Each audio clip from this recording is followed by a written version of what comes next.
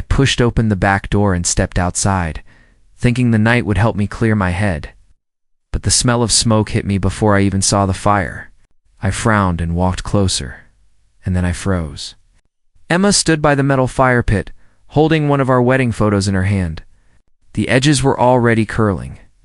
Lucas stood behind her like he belonged there, like he owned the space, like he owned her.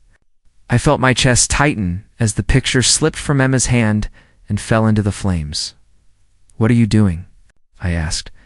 My voice cracked, and I hated how weak it sounded. Emma didn't even look at me at first. She just watched the picture burn. "I'm cleaning up," she said. Her voice was cold, flat, like all the warmth I knew had been ripped out of her. "Cleaning up what?" I stepped closer. "Those are our memories." Lucas smirked. "She doesn't need them." I stared at him. "I wasn't talking to you." He stepped forward anyway. "Maybe you should. You've been ignored long enough." My hand shook. I looked at Emma, hoping she'd tell him to stop, tell him he was wrong, tell me anything that made sense. But she didn't.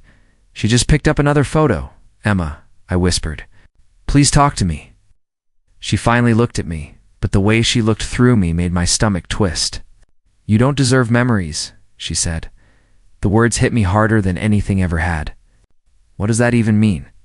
"It means what it means," Lucas said. "She's moving on." I felt heat rush to my face. "Shut up." He laughed. "Make me." I ignored him and took a step toward her. "Emma, why are you doing this?" "What did I do?" She shook her head. "It's not about what you did. It's about what you didn't do." I blinked fast. Tell me what I didn't do." "You never made me feel alive," she said quietly. "Lucas does." I felt my throat close up. "We were happy," I said. "At least I thought we were." "We were comfortable," she said. "That's not the same." I reached out instinctively, but she stepped back. That hurt more than the fire, more than her words, more than anything. Lucas folded his arms. "You should go inside, man." "She doesn't want you here." Emma didn't deny it. My voice shook. "Did any of it matter to you?" "The wedding. The promises. The life we tried to build." She looked down at the photos in her hands. "It mattered once, but not now." I swallowed hard. "So you're just ending it like this? Burning everything we ever were?" "I'm letting go," she said. "No," I said. "You're destroying." Lucas stepped closer to her and placed a hand on her shoulder. "She's choosing herself. Something you never let her do." I stared at his hand. "Don't touch her like that in front of me." "Why?" he asked. "She's mine now." The words echoed in my head, sharp and ugly. I wanted to hit him. I wanted to scream. I wanted to wake up from this nightmare. But all I could do was stand there and watch as Emma dropped another photo into the fire. "I loved you," I whispered. She closed her eyes for a moment, but when she opened them, they were empty. "I know. And this is it?" I asked. "This is how you say goodbye." "There's nothing left to say," she said. Lucas tugged her hand. "Come on. Let's go." Emma hesitated only a second before she let him lead her away. I watched them walk to his car. She didn't look back, not even once.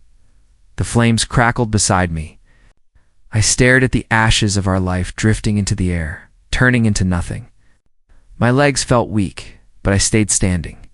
I couldn't move. I couldn't breathe. All I could hear was her voice repeating in my head, "You don't deserve memories."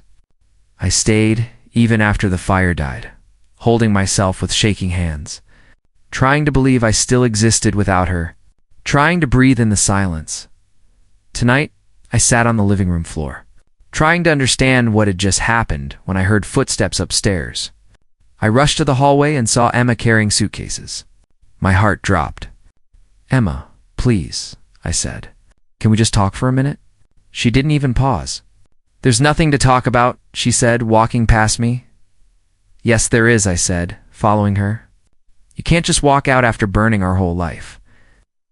"I already did," she said. Lucas appeared behind her, blocking the stairs like he owned the house. "You heard her," he said. "Move." I clenched my jaw. "This is between me and my wife." "Not anymore," he said. She made her choice. I looked at Emma again. Is this really what you want? She set her suitcase down and faced me with empty eyes. I don't want to fight. I just want to leave. I felt something tear inside me. We built a life, I said. College, our first apartment, everything we dreamed of. Does none of that mean anything to you? She sighed.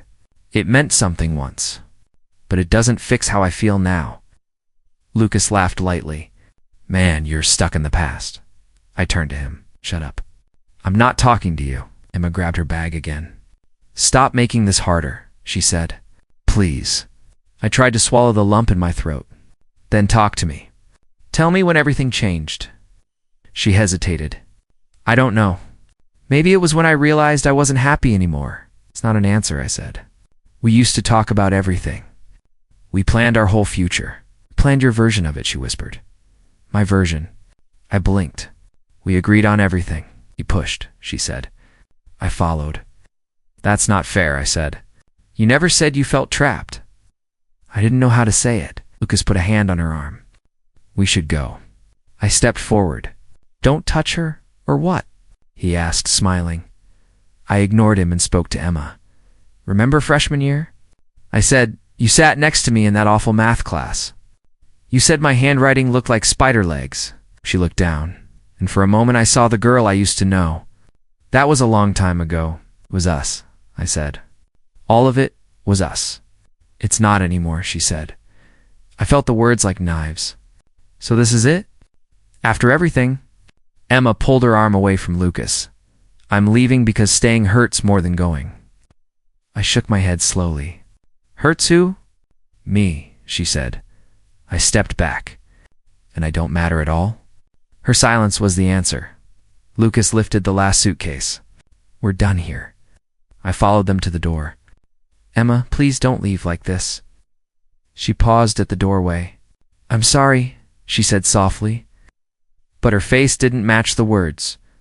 Then she walked out. The door closed, and the house felt dead. I stood there staring at the wood grain, trying to breathe.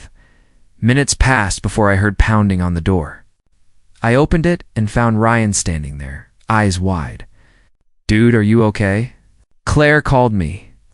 She said she saw Emma driving off with suitcases. I let him in.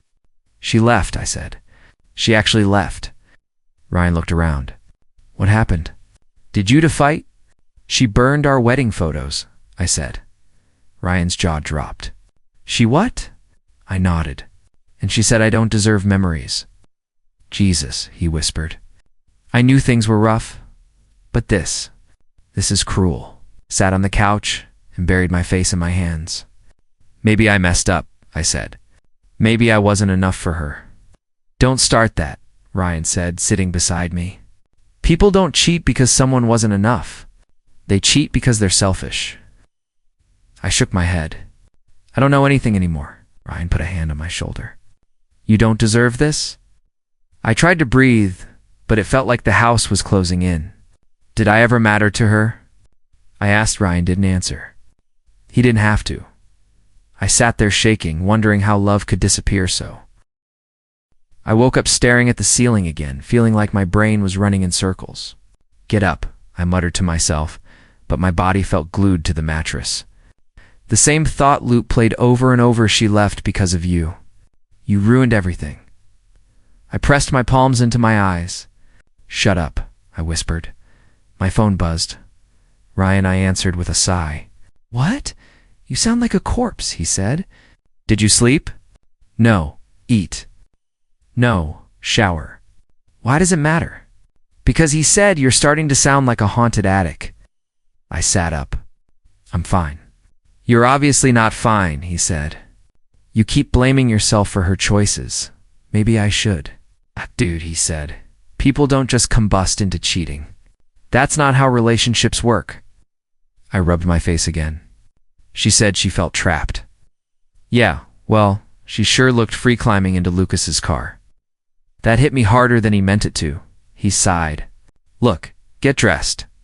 I'm coming over. No, I said. I need to try going to work today.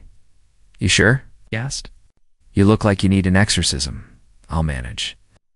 After a long pause, he said, "Call me if you crash." Everything felt too bright. People walked around, talking, laughing, typing like nothing in the world had shattered.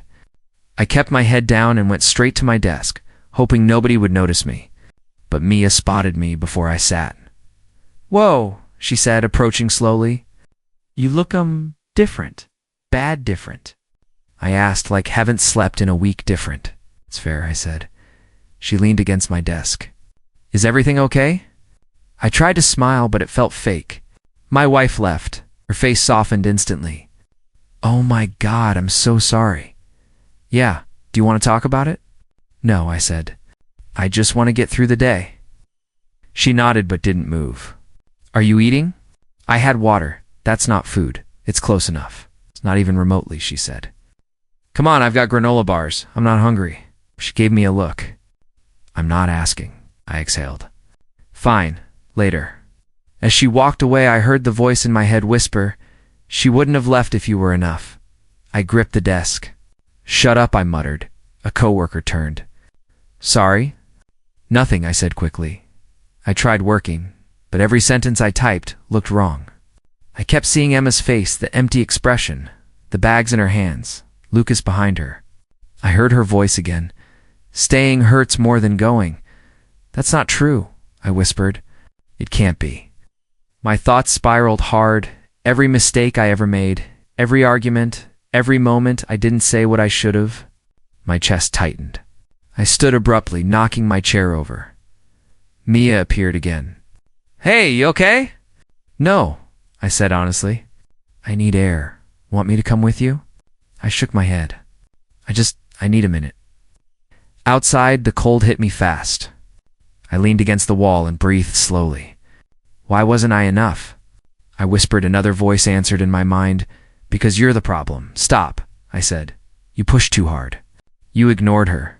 You ruined everything. Stop. She's happier without you." "Shut up."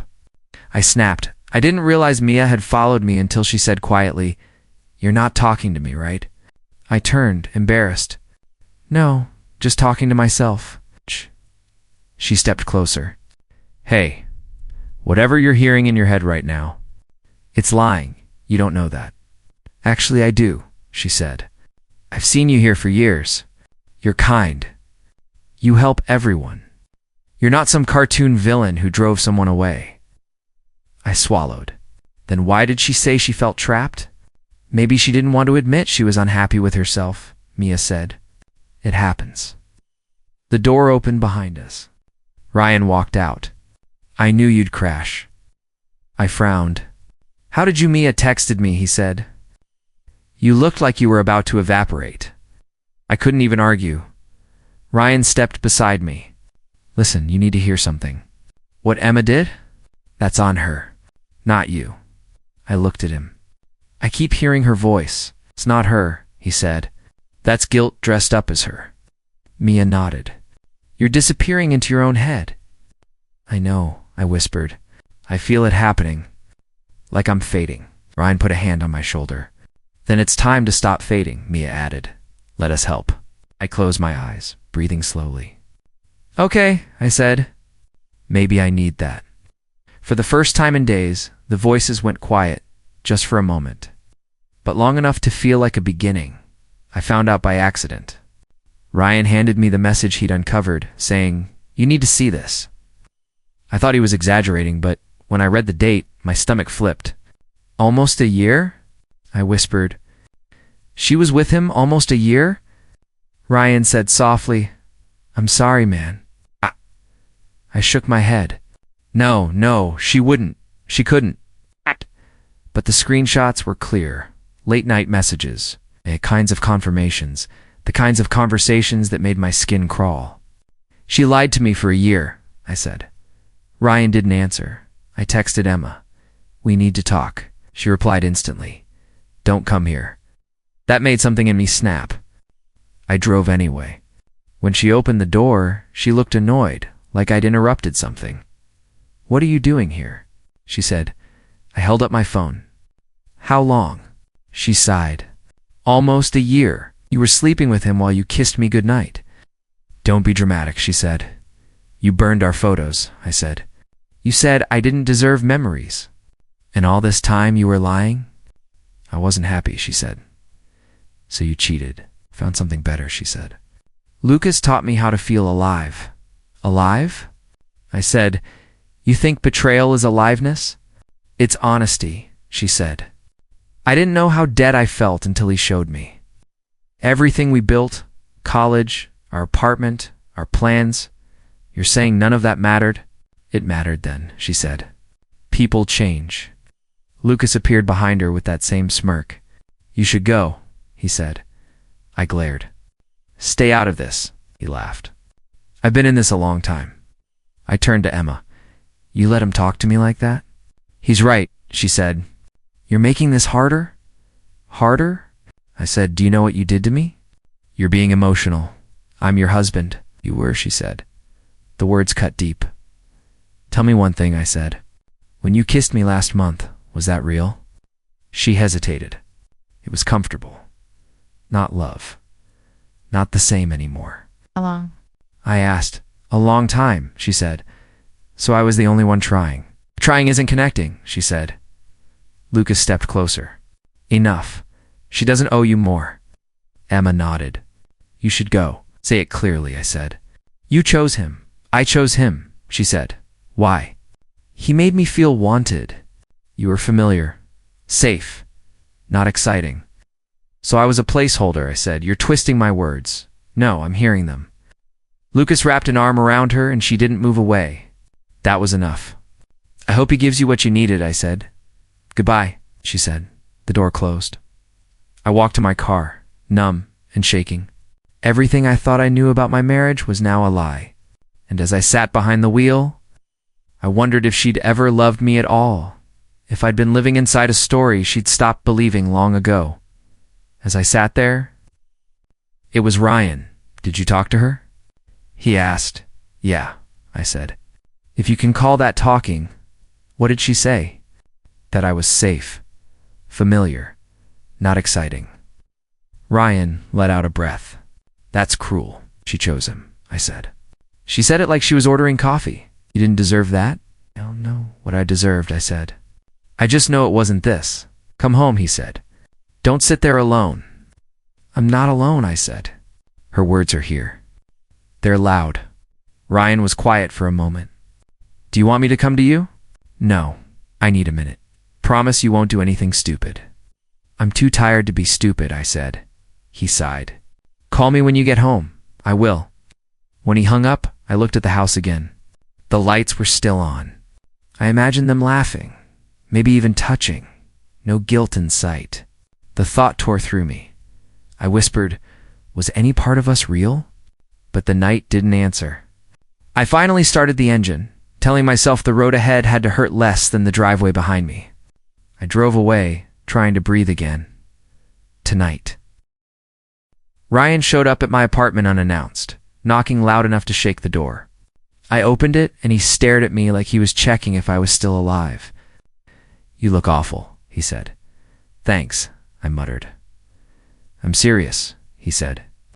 You haven't answered my calls in 2 days? I didn't know what to say. Say anything, he said. Just don't disappear. I rubbed my eyes. I don't know what to do, Ryan. Every time I blink, I see her face. I hear her voice. Then stop letting her live in your head, he said. You're acting like she still owns you. She destroyed everything, I said. What am I supposed to do? Fight back, he said. Not to hurt her, just to save yourself. I shook my head. I don't even know how. You start by talking to a lawyer, he said. Get ahead of this before she and Lucas do. I didn't answer. He sighed. Look, man, you already lost her. Don't lose yourself too. Later that day at work, Mia approached me cautiously. You okay? She asked. No, I said. Not even close. Ryan told me what happened. I swallowed. Great, now everyone knows. It's not gossip, she said. We're worried. And you need to protect yourself. From what? I asked. From getting screwed over, she said. Emotionally, legally, financially. She doesn't sound like someone who'll leave things clean. I leaned on my desk. I don't know if I have the energy. You don't need energy, she said. You need a lawyer. You sound like Ryan. Because he's right, she said. Don't let your pain blind you. I looked down. I can't believe she chose him. Mia's voice softened. Then stop trying to understand her choice. Start making your own. That line stayed with me for days. I barely slept. I barely ate. Every thought spiraled into another memory, another question, another wound. But Mia's words kept echoing. Start making your own. On the third morning, I looked in the mirror and barely recognized myself. I whispered, I can't keep doing this. My reflection looked empty, but not helpless, just tired of drowning. I grabbed my phone and called Ryan. Give me the lawyer's number, seriously. He said, Yeah, I said. I'm done letting her decide everything. He exhaled like he'd been holding that breath for years. I'll text it to you. An hour later, I walked into a quiet law office. My hands were shaking as I checked in. A man stepped out from an office, offering his hand. You must be Mark, he said. I'm Daniel. His voice was calm, steady, almost too steady for someone listening to a story like mine. We sat down in his office and he said, Tell me what's going on. I took a deep breath. My wife left me. She's been having an affair for a year. She burned our wedding photos. She told me I don't deserve memories. Daniel blinked slowly. All right, he said. First, I'm sorry you're going through this. Second, we're going to make sure you're protected. Protected from what? I asked. From being blindsided, he said. From financial manipulation. From emotional sabotage. From her trying to take more than she's entitled to. The words made something tighten in my chest. I didn't want any of this, I said. No one does, he said. But now, you need to decide how you want your life to move forward. I looked down at my hands. I want to survive this. Then we start paperwork today, Daniel said. Divorce, asset separation, any necessary restraining boundaries. Nothing aggressive, just protective. It's protective. Okay, you're doing the right thing, he said. When I left the office, the air felt cold on my face, but I felt something new under the cold, a small spark. A thin thread of strength I didn't know I still had. I whispered to myself, I can do this. As I walked to my car, I called Ryan and said I started the process. He answered, I'm proud of you. Hearing that made my chest loosen. Like I could breathe again. Finally, I leaned back in my chair at work, trying to focus on the spreadsheet in front of me when Ryan called. You're not going to believe this, he said. I sighed. Please tell me it's not about them. It is, he admitted, but you'll want to hear it. Lucas is melting down at his office. People found out about the affair. My stomach tensed. How does it matter? The point is, the golden boy is cracking. Clients are asking questions. His boss pulled him into a meeting this morning. I rubbed my forehead. Great, and I'm supposed to feel what? Vindicated? I'm saying you don't need to keep punishing yourself, Ryan replied. They're doing it for you. I didn't answer. I wasn't sure what I felt anymore. Later that day, Claire messaged me. Can we talk? It's about Emma. We met at a quiet cafe. As soon as I sat down, Claire leaned in. She's not doing well, I exhaled. Define not well. Crying at work, she said. She looked wrecked. I stared at my hands. And Lucas?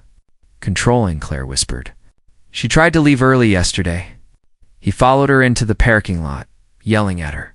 Swallowed. Yelling how? I couldn't hear, but she looked terrified. I felt a strange mix of anger, pity, and something like grim justice. Why are you telling me this? Claire hesitated. Because you deserve to know the truth. She keeps saying she made a mistake. I almost laughed. A mistake? A year-long affair is not a mistake. After she left, I sat there, letting the noise of the cafe wash over me. I wasn't happy about Emma suffering, but I wasn't devastated either. I felt detached, like I'd finally stepped out of a storm I didn't ask for. When I got home, Mia called. You sound different, she said. Different how? Calmer, like you're not drowning anymore. I shrugged even though she couldn't see it. Maybe I'm just tired. Or maybe you're healing, she said. And while you're healing, guess who's breaking? I didn't have to ask. She continued, I walked past Emma today. She looked like she hadn't slept in days. She chose her path, I said quietly. I didn't push her toward it, Mia agreed. But you're finally choosing yours. That night, I thought about everything Claire and Mia had said. The image of Emma crying didn't bring satisfaction, only clarity. I had spent weeks believing she was thriving without me, living some perfect life with Lucas, but their world was fracturing. While mine slowly was stabilizing, the next morning Ryan dropped by my apartment unannounced. Get dressed, he said. Why? We're going for a run. You need fresh air, I groaned. Running sounds like torture. Exactly, he grinned. Misery builds character. As we jogged around the neighborhood, he said, You're getting stronger. I was breathing hard. I'm getting sweaty. Same thing, he replied. Then his tone softened. Seriously, you're coming back to yourself. For the first time, I felt a flicker of belief. Later at work, Mia leaned on the counter of my station. So, she said, are you still checking their socials? No, I said honestly. Stopped a few days ago. Good, she said. That's how healing starts. She hesitated. You're not going to reach out to her, right? I shook my head. There's nothing left to say. Good, she repeated. Let them deal with the mess they made. On my break, I sat outside and watched people walk by. For once, I wasn't thinking about Emma's betrayal or Lucas's smug face. I was thinking about myself, my job, my health, my future. I whispered, I'm going to be okay. Saying it out loud made it feel true. Later, while brushing my teeth, I caught my reflection and paused. You're still here? I murmured. It felt strange, acknowledging myself again, but grounding.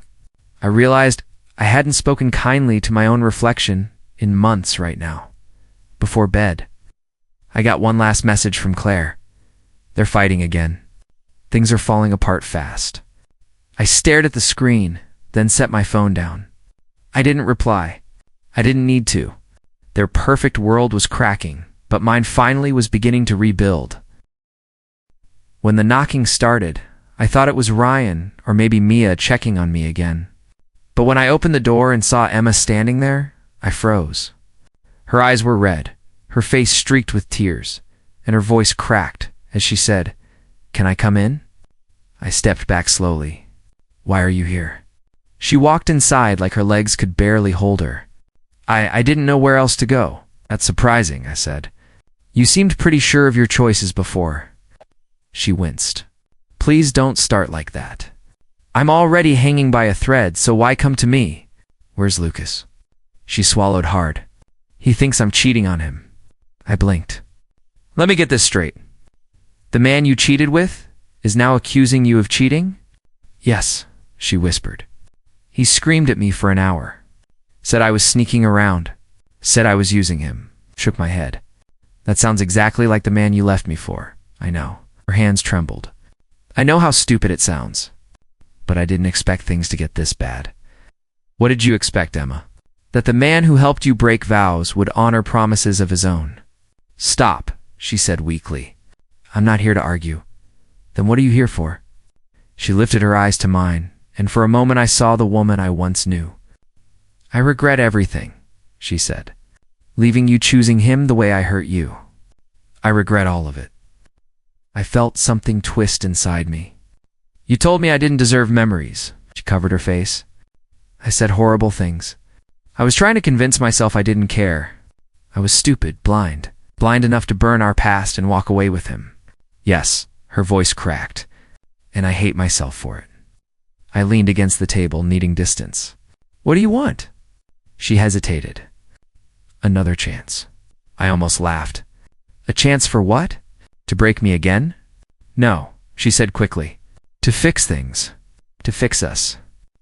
I know it sounds crazy, but everything inside me is screaming that I made the worst mistake of my life. And what did Lucas do to suddenly make you realize that? Her shoulders dropped. He checks my phone. Accuses me of lying every time I leave the house. He tells me what to wear, who to talk to. I thought he loved me, but he just owns me. And you think I'm the solution?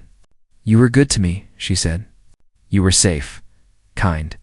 You loved me even when I didn't deserve it. I shook my head. I don't want to be the place you run to, because he turned out to be a nightmare. It's not just that, she whispered.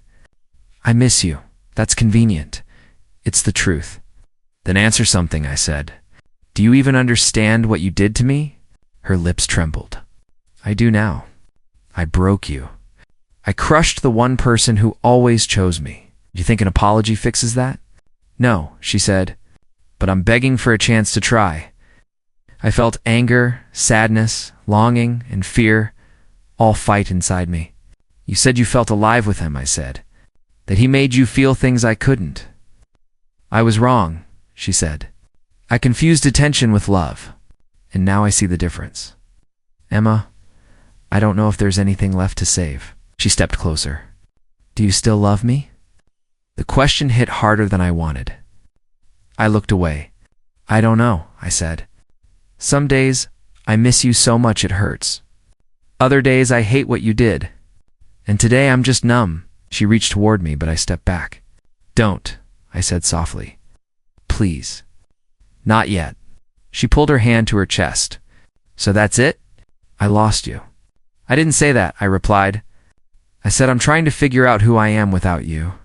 And I can't do that if you walk back in like nothing happened. She wiped her face. If you ever want to talk, I'll be around. I need time, I said. And space. She nodded. Okay, I'll give you that. She walked to the door, paused, and whispered, I miss who we were. I didn't answer. When the door clicked shut, I felt something heavy settle inside me. I wasn't sure if it was grief, relief, or the weight of a choice I wasn't ready to make. I stood alone in the quiet, wondering if love was supposed to feel like this or if choosing myself meant learning to let go. Even when my heart still remembered her voice, when Emma came back the next morning, standing outside my door with swollen eyes, I already knew what I needed to say. She whispered, Can we talk? And I opened the door only because I needed closure, not because I wanted her inside my life again. We sat across from each other. I didn't offer her water, comfort, or anything that used to come so easily. She looked around the room like she expected to see some version of us still living there. Please don't be cold, she said. I'm already hurting. I'm not trying to be cold, I said. I'm trying to be honest. She nodded slowly. Then be honest with me. Yes. So I took a breath. I loved you, I said. Deeply, more than I ever admitted out loud. But the night you burned our wedding photos, something in me died. You didn't just leave me. You killed the home I carried inside me. She covered her mouth, crying. I didn't mean to destroy everything. Lucas pushed me. He said you were weak, boring, safe. He said, real love needed fire. I was stupid. I let him twist my mind, shook my head. You didn't break me. You broke yourself. She flinched like the words cut her. I know. I see it now. Lucas made me feel small every day. He controlled everything. He kept saying, you never deserved me, that he was saving me from a dead life. I believed him. You believed him, I repeated. What? Meet. Not the man who stood by you for years.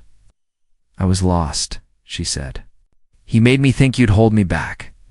He said you were too soft, that I needed someone stronger. And now, you think I should take you back because he turned out to be worse than you expected? No, she whispered. I'm asking because I still love you. That's not love, I said. Love doesn't burn photos. Love doesn't mock memories. Love doesn't choose someone else for a year and then come back when things fall apart. She reached forward. I'm begging you. Please don't shut the door forever. I'll do anything to fix this. You can't fix it, I said. You can only learn from it. Her tears fell harder. So that's it? I broke us beyond repair? You broke trust, I said. You broke honesty. You broke the version of me who believed you'd never betray me. And I don't know how to rebuild that with you. She leaned forward, desperate. I can change. Swear. I'll go to therapy. I'll face everything I ran from. Should I said. But not for me. For yourself. She stared at me like she didn't understand. Then what do you want? I want peace, I said. I've spent months trying to survive what you did, and I finally realized something. I don't want a life built on pain. Please don't choose peace over me. That's the problem, I said. Being with you and being at peace can't exist together anymore. She cried into her hands. I'm sorry, she whispered again and again. I'm so sorry. I believe you, I said. But sorry doesn't undo the fire. Sorry doesn't erase the lies. Sorry doesn't bring back the man who believed in you without question. Her voice cracked. So you're really not coming back to me? No, I said. I'm choosing myself this time. She wiped her face, broken. I never thought I'd lose you like this. You lost me the night you walked away, I said. You're only realizing it now. She stood slowly, shaking. I'll leave, she whispered. I won't bother you again. As she reached the door, she turned one last time. I hope someone gives you the love I was too blind to give. You deserve that. I hope you find yourself, I said. Before you try to find love again, she nodded, stepped into the hallway, and closed the door softly behind her. For the first time in months, the silence didn't feel empty. It felt like a beginning. I breathed slowly, realizing healing had finally begun, not through reunion, but through letting go with clarity today.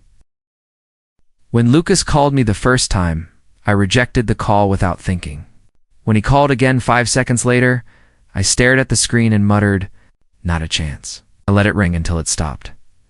5 minutes later, he sent a message, answer now. I sighed and typed back. No, he replied instantly. You caused this. I stared at those words for a moment, then tossed my phone onto the couch. Unbelievable, I said out loud, mostly to myself. An hour passed before Emma texted me. He's losing it. He got fired. People finally see who he is. I called her this time. What happened? He blew up at his manager, she said. They already knew about the affair. Someone reported him. Then they found messages he sent to women at work, inappropriate ones. So he finally exposed himself, I said. I guess so, she answered. He keeps pacing around, screaming that it's your fault. Not my fault. I said, how am I responsible for the mess he made? That's what I told him, she said. But he's unraveling, and I'm done. I'm leaving him. I exhaled. Good. There was a pause, then she said softly, he's looking for someone to blame, and your name is the only one he can say out loud. Let him scream it, I said. I'm not picking up. Oh. That night while I ate dinner, my phone buzzed again. Lucas. Instead of calling this time, he sent a voice message. Curiosity won, and I played it. His voice came through, frantic and shaking. You think you're better than me? You think you can stand there while everything falls apart? You cost me my job, you pathetic. I paused it and muttered, yeah, that's enough. I deleted it without listening to the rest. The next morning, Ryan knocked on my door. When I opened it, he held up 2 coffees. You need this, he said. What happened now? I asked, stepping aside to let him in. He dropped onto the couch. I ran into Claire. She told me Lucas had some public meltdown in the parking lot at work before security escorted him out. I sat across from him. He always thought he was untouchable. Ryan shook his head. Turns out, he was made of paper. My phone buzzed again. Lucas. I turned the screen toward Ryan. 3rd time today. Ryan raised a brow. Want me to answer and bark at him? No, I said. I don't want any contact. He's not my responsibility. Ryan nodded. Good. Keep it that way. Later in the afternoon, Claire called me herself. Her voice sounded tired. I wanted you to hear it from me, she said. Hear what? Lucas tried to blame you in front of everyone, she said. Said you were spreading lies. Said you ruined his life. Us? I almost laughed. Did anyone believe him? No, she said. People saw the messages he sent. His own actions did the damage. I rubbed my forehead.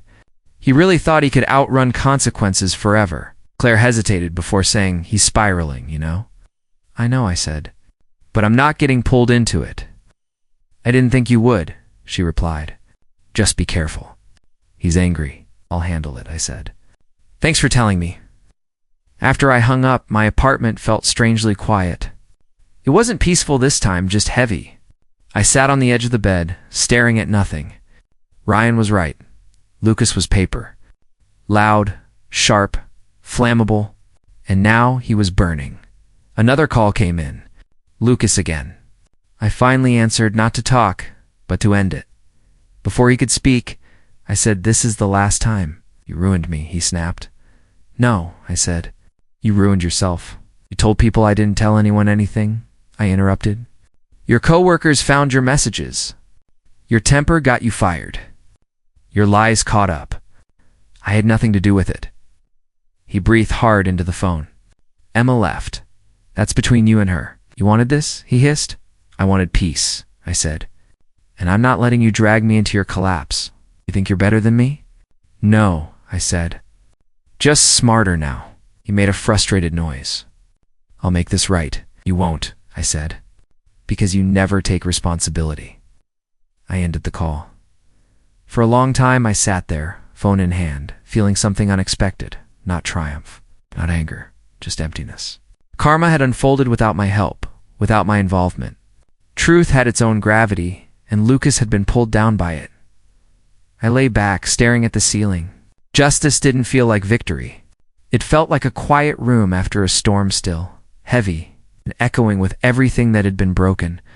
But it was enough.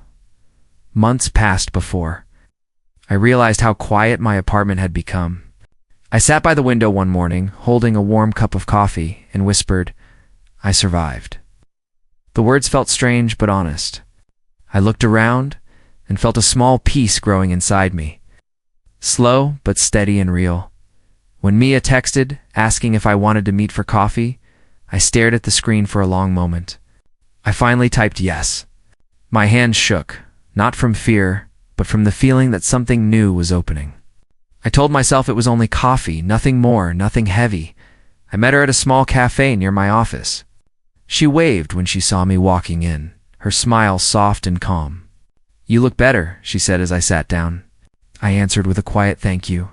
For the first time in months, I felt seen judgment or pity. She leaned forward and asked, How have you really been? I let out a breath I'd been holding for too long. Stronger, I said. Still hurting sometimes, but stronger. She nodded slowly, as if she understood more than I said. Her silence felt safe, giving me room to speak fear. She asked if I thought about Emma. I told her I did, but not the way I used to. I don't replay the pain anymore, I said. I just see the truth now. Mia looked down, then back at me, and said I deserved better than the damage I carried. I smiled, a real one this time. Maybe I'm learning, I said. She laughed softly and said I had done more than learn. I had survived something most people never talk about. Hearing that made my chest warm. I realized healing didn't feel dramatic. It felt simple, steady, like breathing again. Mia asked, Do you ever wish things happened differently? I thought for a moment and said, I used to, but not now. If things were different, I might still be stuck in the same place, I said. She agreed, saying some endings were the only way people found themselves again. We talked about simple things after that: music, food, weekend plans. Nothing heavy. Nothing sharp. I felt a warmth I hadn't felt in years. She said she enjoyed being around me, and I told her I felt the same. It wasn't love, not yet. But it was something good, something alive. When we stood to leave, she asked if we could meet again sometime. I said yes without overthinking it. As we walked outside, the air felt lighter, almost like the world had shifted just a little. Mia smiled at me in a way that made me feel steady, seen, and walking home, I whispered, I'm okay. I meant it. I didn't need the old photos or the pieces of my past that burned. My memories stayed with me, shaped me, strengthened me. And now I felt ready to build something new, slowly, kindly, with people who chose me without breaking me. I thought about everything that had brought me here, the nights I couldn't sleep, The mornings I couldn't breathe, the weight of betrayal crushing my chest. Yet somehow I kept moving.